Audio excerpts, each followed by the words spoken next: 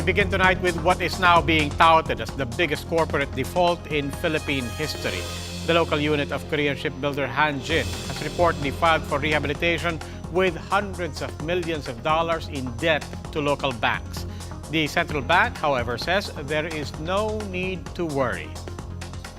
From being an industrial beacon of a resurgent naval base, Hanjin in Subic has now turned out to be a big problem.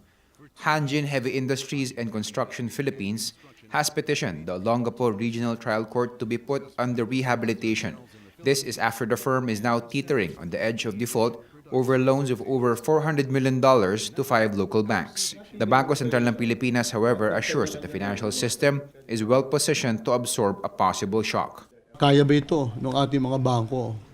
Kayang-kaya ito, maliit na bagay ito kung ikukumpara mo sa buffers, sa muscle ng mga bangko dito sa ating bansa.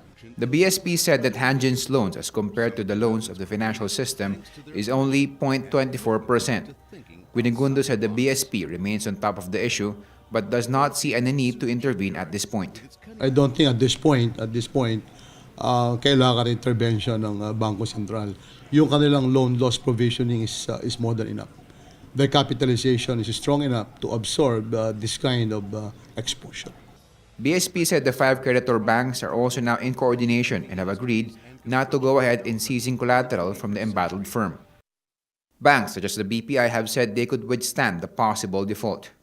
According to the Department of Labor and Employment Region 3, there are now about 3,000 workers in Hanjin's Subic shipyard.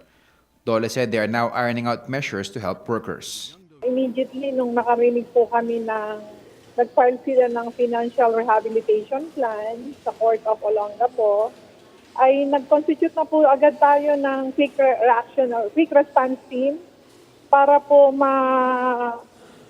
madalian kami na isagawa yung plano namin to profile the workers at mabigyan po sila ng re-employment assistance.